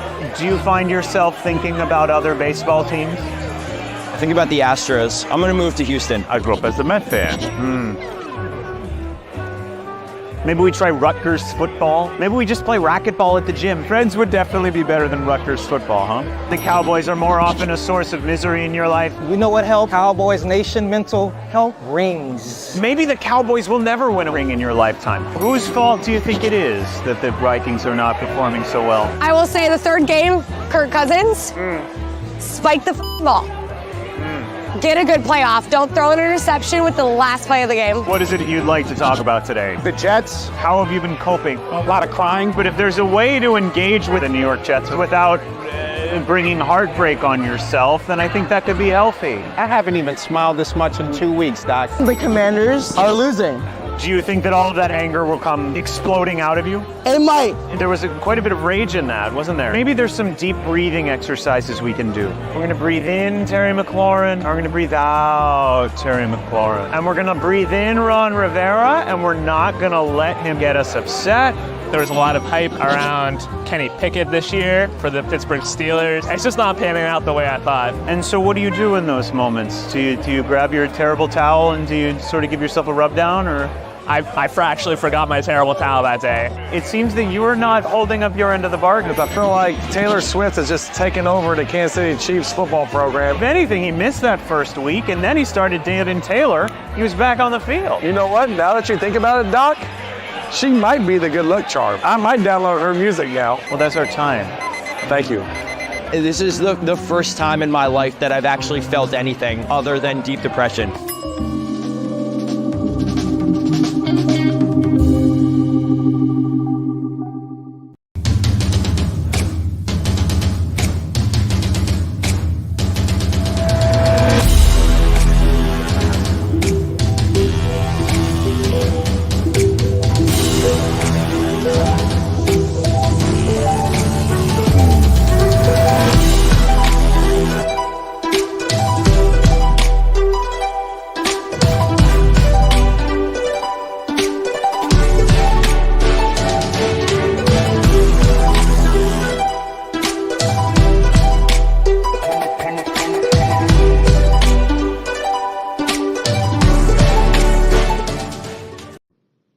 Yo, what up? Darren McFadden here. Want to send a huge shout out to the Golden Boot Podcast, man. Airing on Mondays and Fridays, 8:30 Central Time. I look forward to catching up with you guys, man. Have a good one.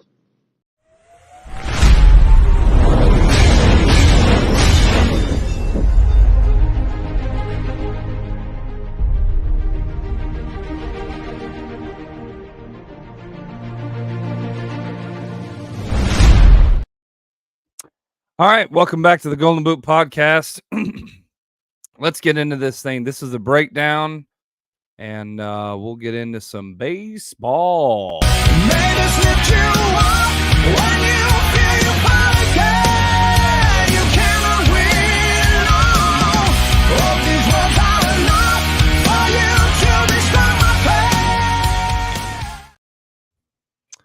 All right, here we go. Baseball time.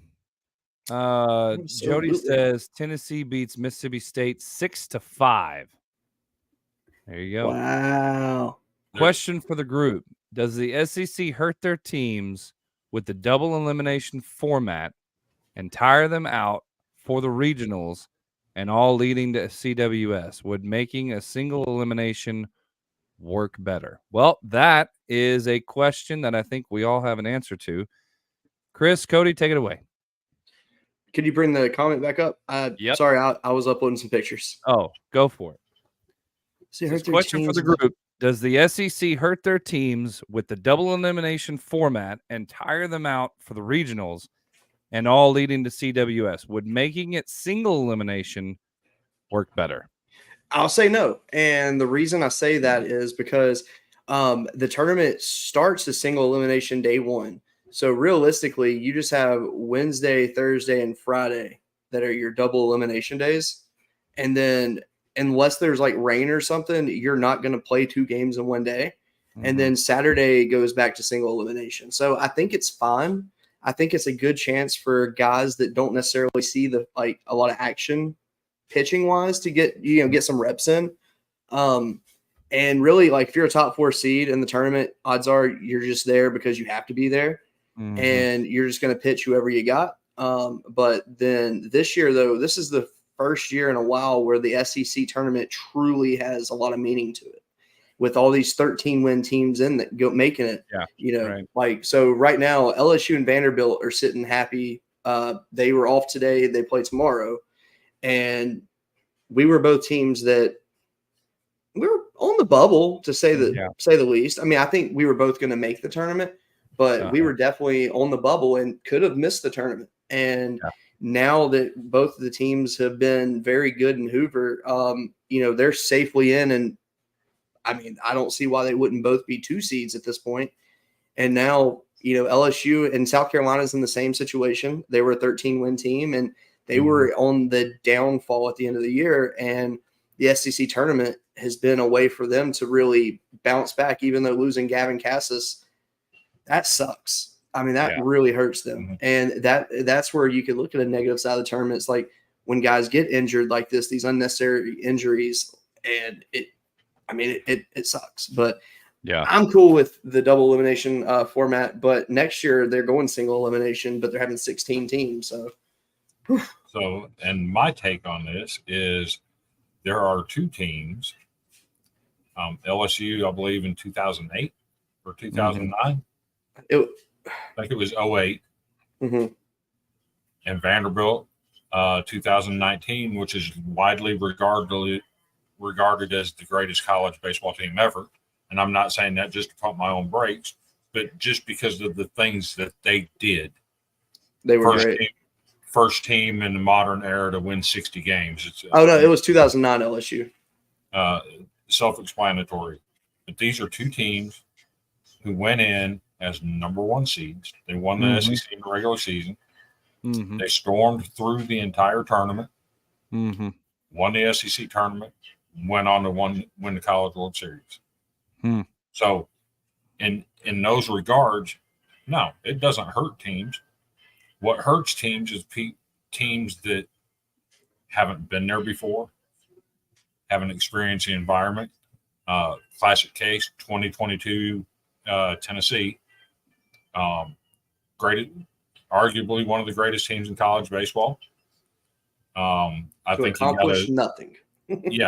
And they accomplished nothing because they had never been in that environment. Going into the super regional. That's what cost them. It didn't cost them being tired, because they could have gone on for days playing. What cost them is not having the experience factor. So I don't think it hurts the SEC at all having the double elimination. And for me, I'm just glad we made it through that portion this year unscathed. We're back in the single elimination now for the semifinals. So it's not going to affect us at all. And let me ask y'all, I don't know if you guys feel this way or not, but does this year not feel like a year where the tournament's really wide open, where there's not really like a few teams that are just like ahead of everybody? Like last year, it was LSU and Wake Forest. They were battling it out. Like who's going to be number 1? Wake Forest, Tennessee, all year long, all top 3 all they were great. And like last year, the Skeens Louder matchup was just to me was my all-time favorite game to watch. I don't think I've ever watched a better game. Obviously, I'm biased in it because I'm an LSU fan, but I think even outside sources would say that. But then I'd say a close, almost tie would be Kumar Rocker's special game he had a few years ago. But That's Duke. Yeah. actually, and another one too would be when Carson Fulmer faced Alabama in Hoover. When before Alabama moved to their new stadium, it was a regular season game and pitched an absolute gem. I got to see that in person, so that was just awesome. But yeah, no, like this year though, we don't have that pitching matchup. Like you have great pitchers, don't get me wrong, but there's not really those matchups that's going to be like, oh my gosh, like Hagen Smith is a special pitcher. If they face Wake Forest, him and Chase Burns will be a fun matchup. You want to see a Hagen Smith versus Chase Burns, or either one of those two against Trey Savage from East Carolina. Those three pitchers would be epic going against each other. Heck, at this point, I want to see Gage Jump and Hagen Smith go at it. Gage Jump has found his rhythm. He's officially fully recovered from his injury, and he's looking just good. Yeah. So, for me, the double elimination thing doesn't really matter. I get that, if you win out and you have 2 losses, or because used to it was double elimination through to I think the finals or something like they changed the format recently to try and take away less, because I know that unless in the semis, if you lost one, then you had to be beat again by whatever to go into the finals. So that's not the case anymore. It's only round 1, and really the teams that are in the top seeds that get the bye don't even benefit from it anyway. So it's single elimination. That's it.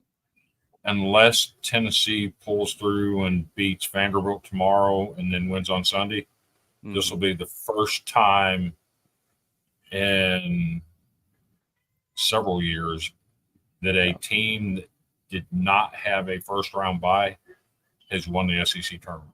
Yeah, I can tell you right now, from Arkansas's perspective, they started Ben Bybee on purpose. They didn't care about game 1 against Kentucky, didn't care at all. And then when they played South Carolina, they started Hagen Smith for 2 innings. He was on a pitch count. There was rumors all over the state of Arkansas that something happened to his arm and it didn't look good, and all that's been squashed. He's fine. He was pitching. Somebody saw him throwing 99, 100 mile an hour, in Fayetteville and in practice. So he's fine. They took him out. He was on a pitch count. Huh? Don't buy it. He's fine. Why would you say you don't buy it? Because I saw his body language. I saw what he looked like when he left the game. I saw his velocity drop by 4 miles an hour. Something happened, and he went straight to the locker room instead of staying in the dugout with his team. Yeah, there's video of him throwing 99, 100 mile an hour pitches. He wasn't throwing no 99 mile an hour today. In Fayetteville, he wasn't there at the tournament. He's in Fayetteville now, and they're back home. He was not throwing 99 miles an hour today. Okay, well, I don't think there's anything wrong with him. I hope there's not. Everybody says there's nothing wrong with him. I hope there's not, but I know what I saw. Yeah. I saw the same thing out of my starting pitcher last Friday, where he was down 6 miles an hour and pushing everything. Well, anyway, so Arkansas didn't care. They wanted out of it as quickly as possible because really they needed batting practice sun up, sun down all the way until the regionals. It's just that's the reality of the situation. Yeah. So Jody says no, it gets teams in, lower seeds get bids, top seeds don't play to win, just set up regional. Yeah, it gets more teams in, that's for sure. The updated SEC tournament bracket is as follows. Friday we saw South Carolina pulled it out today. South Carolina pulled it out today. Tennessee just pulled it out over Mississippi State. So it'll be for Vanderbilt and Tennessee in the semis. LSU against South Carolina, and then the championship will be on Sunday. So more to come So, there. Chris, are you going to come down Sunday if Vandy makes it? I'm considering. I'm about to say we can sit together, we can talk smack. I'm definitely considering. Why do you think LSU is going to beat South Carolina? Because we have starting pitchers available. Oh, yeah. Cade Anderson hadn't pitched. He's our midweek guy, and he's really, really good. He's going to be a future Friday night guy for us. And Gage Jump, he went on 5 days rest the other day. He'll go 5 days rest again probably on Sunday. And I think it'll look like a Johnny Holstaff kind of game on Sunday for LSU, but I think that it'll be more of just because we're going to put good pitchers on pitch counts restrictions. There you go. Mm-hmm. Probably like, I'd say 50 to 80 pitches for Jump. Yeah. Mm-hmm. Yep. So there's the SEC tournament. Regional wise. One note about the SEC tournament. Yeah, go for it. Something happened last night that we haven't discussed yet. Tim Corbin, Vanderbilt, has set the all-time record for the most wins by any coach in the history of the SEC tournament. Yep. Not just wins by a coach with one team, but overall wins completely in the history of the tournament. Yep. He passed Ron Polk. And did it while Ron Polk was in the audience. Yes, and they talked about it. And Ron Polk said records are made to be broken.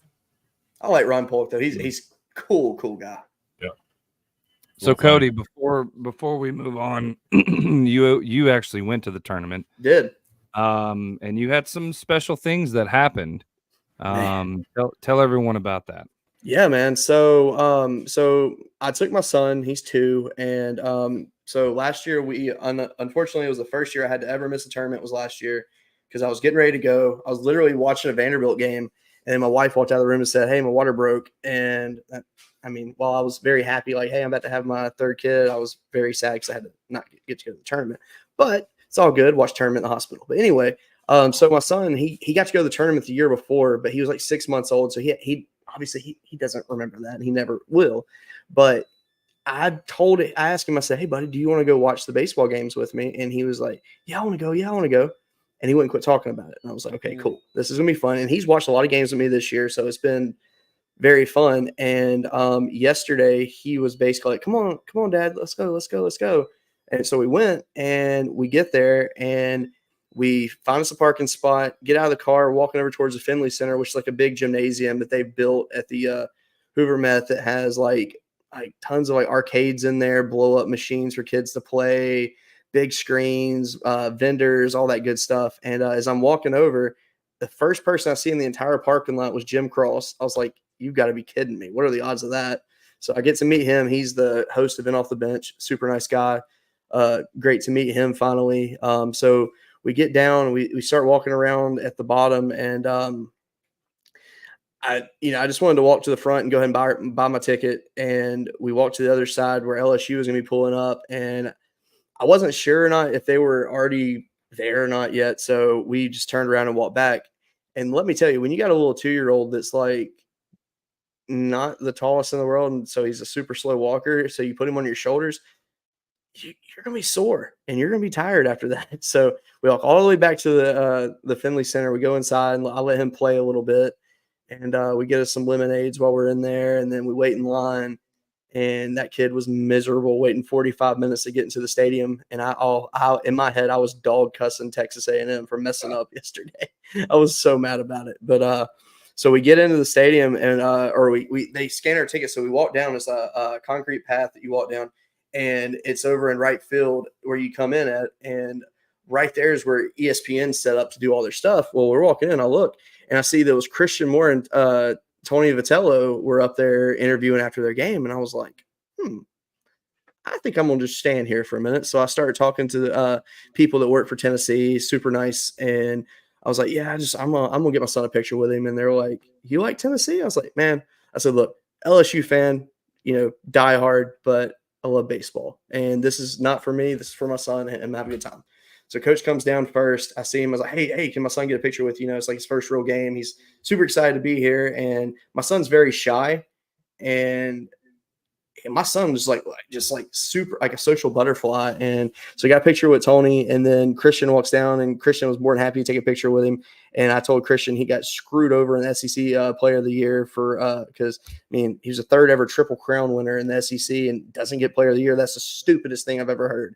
And he smiled about that. He obviously no comment, And I mentioned the Golden Boot to both of them, and I told both, I was like, hey, we'd love to have you on sometime. And they said, reach out, and we'll, we'll figure something out in the off season. I said, sounds perfect.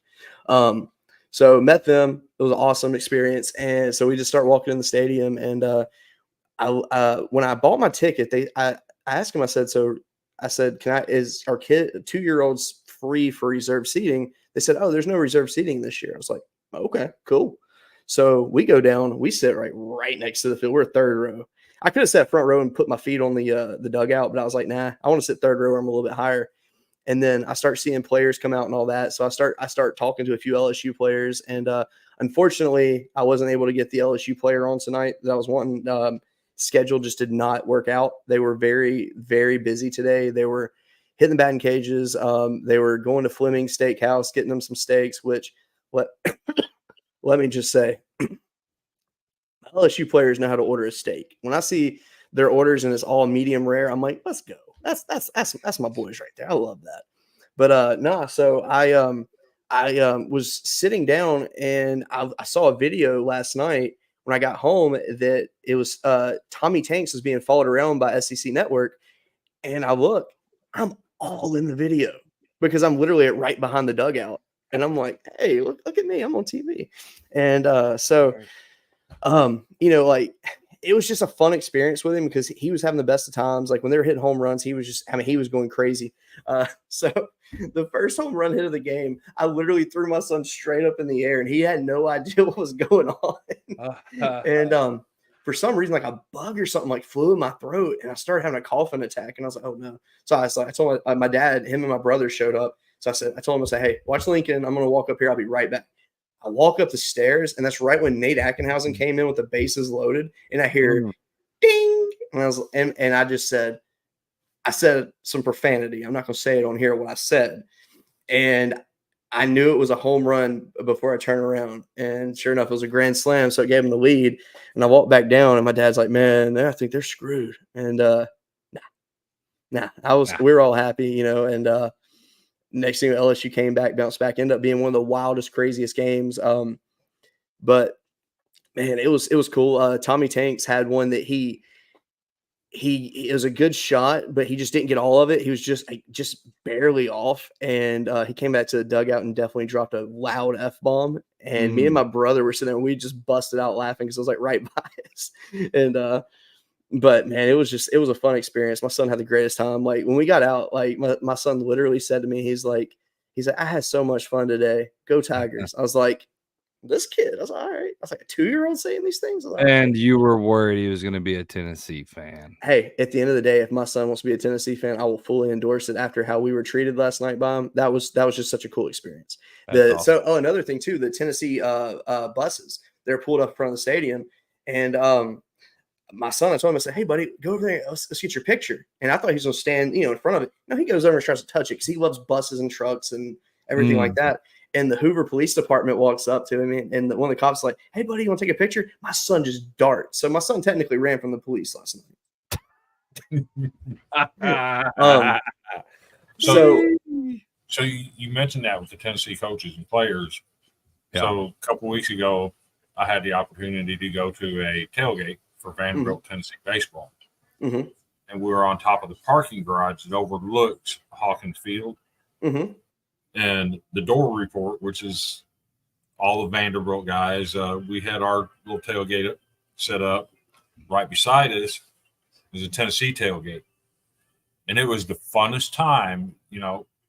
Granted, we're rivals, but we interacted with each other all day. There were some great people to hang out with. Mm-hmm.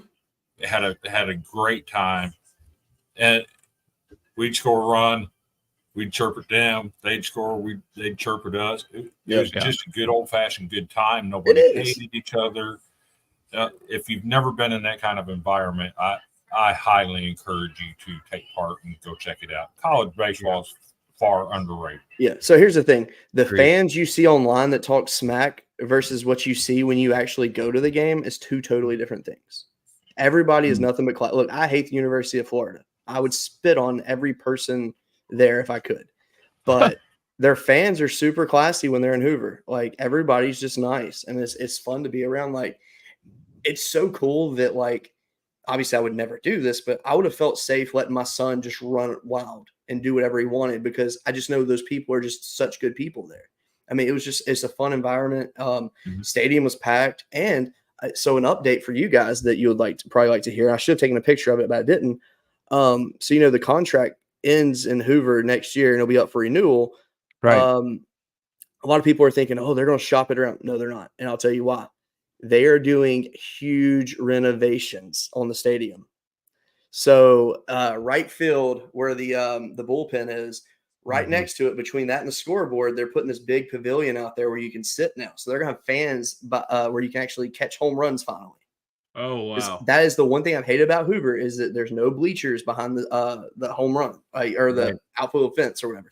And I've always wanted there to be, but now that they're doing that, they're just gonna modify a lot there, and it's gonna really really change it because. People know this, but Hoover Met's not really that old. I mean, they started playing there, I believe, in like 1988. I think it's when the first year it opened, or 87, something like that. So it's not a super old stadium. And they have spent a lot of money in the past couple of years updating that facility too. Well, see, that's the thing. So the stadium's not always used throughout the year, but they always have people working on it. And I love that. They take very good care of it. The grounds crew that handles the SEC tournament might be some of the best workers I've ever seen in my life. They're just really, really good at what they do. They really take care of it. And the city of Hoover, though, they take their stuff very serious. And they've really modified out there. They've extended the RV park out there. They have a splash pad for kids out there. They have Gap Brewing Company, which is literally in the back of the parking lot now that you can walk down, and they'll have a bunch of vendors set up in their parking lot for you to go eat and all that. And you can get on tap beer and all that. And it's just, it's set up so well. And now where you turn in to go to the Met, that area has grown up. So there's like a walk-ons over there, Big Whiskey, a bunch of good restaurants. And they've really, really stepped it up and made it to where Hoover is the destination. And if they took it out of Hoover, it would be the stupidest decision they ever made because it's a good centralized location. Yeah. It sucks for teams like, Texas and Oklahoma coming in, or Texas A&M now, and even Arkansas. Their fans travel well though, so it doesn't really matter. Right? But I don't see them leaving Hoover. I would be very mad if they did. My God, they've been there since '96. Come on, ain't no reason. I don't see them leaving. I think the renovations will keep that from happening. But so I know I did want to touch on two coaching situations in conference tournaments. Over in the Sun Belt, Cliff Godwin, head coach of ECU, got suspended yesterday for 2 games. For what? No. There was an incident at second base yesterday in one of their games. Not sure exactly what it was, but Godwin got suspended. Served the first game today against Rice. They won that game. So the second game will be the conference championship. And then in the Austin P Stetson game yesterday, a couple weeks ago, the Austin P coach tweeted out that they were the conference champions. And the next day, the Stetson coach tweeted out, no, it's a 3-way tie for conference championship. Too soon. And they played each other yesterday. At the end of the game, Stetson's coach is waiting for Roland Fanning to come shake his hand. He didn't do it. He started complaining about it. So Roland Fanning went and confronted him. Stetson's coach put his hands on him, like trying to hold him back. And Roland Fanning slapped his hands away. It almost got physical. No punishments issued. That's good. So the Roland Fanning, man, if Tim Corbin ever retires, I want Roland Fanning. There you go. he can bring all his Mountain Dew he wants to the dugout. I don't care. Amen to that, man. So we touched on Memorial Day at the beginning of the show, and I feel it fitting to end with this. I actually have breaking news that I want to share with you guys, and it's I don't even know what I believe, and this is why you shouldn't trust the lake you're swimming in. So breaking news.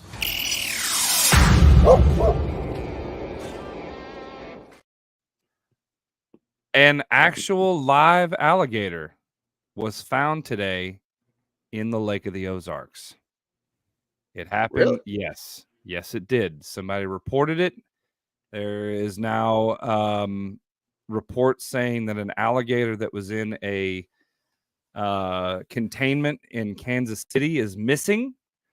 Somehow got into the river system, and it is presumed that it is in the lake. Somebody spotted it, could not get a picture of it, but they are actively looking for a live alligator in the Lake of the Ozarks. Yeah. Somebody's going to get major trouble. But it absolutely is a real thing. I thought it was a joke. There's a lot of people think it's a joke. But KY3 here in Missouri are saying, nope, it's the real thing.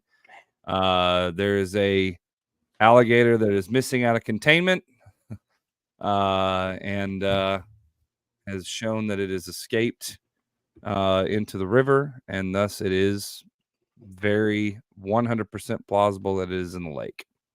So, hey George, I got a question for you, buddy. Speaking of scale of 1 to 10, how tired are you right now? I'm very tired. So your eyebrows are trying to say you're staying awake. Your eyes are like, bro. I know it. You look like I did a few weeks ago. I am fading really fast here. Go ahead, Chris. Speaking of alligators in lakes, Wilson Lake in North Alabama. They pulled 2 alligators out of there this summer. Oh my gosh. Within the past month, they pulled 2 out of there. Wow. So people are wondering why they're moving further north. Well, it's because a lot of the areas are getting too overly populated. They're getting drove out of their normal habitats in Florida and different places. And they're moving further north. They're taking the risk. So it is very possible that is a thing. Chris, you want to share something with? You look like you just won $1 million. What happened? I just saw a video that I don't know if it'd be appropriate to share on here or not, but it's pretty rough. Okay, well, we'll table that. But that being said, you guys have a wonderful Memorial Day weekend. We're supposed to be off on Monday. I believe I am off Monday, I think. So that being said, we appreciate you guys. Tune in. We may do a pop-up though to talk about the tournament release. Talk about the tournament. I think that would be appropriate if y'all are free, obviously. Yeah, right. Yeah, absolutely. We appreciate you guys. Check out our Facebook chat. That's a live look at the Mississippi State baseball team running into Tennessee. Oh, sweet. Oh, yeah. Oh, God. Oh. Yeah. That's Oops. Ow. That man flew. A man flew. So yeah, just be attentive. More to come there. We will post something if we are going live or not. Happy Memorial Day to everyone out there. Be safe. Don't be dumb on the water if you're going to be out on the water. There's a lot of boats. There's a lot of things that can happen. Just last year, I don't think it was during Memorial Day, but we actually had a boat that it was a nighttime deal. They couldn't see an island, ramped up, ended up on the roof of somebody's house here at the lake, caused hundreds of thousands of dollars of damage to a $1 million house right there on the water. So be safe.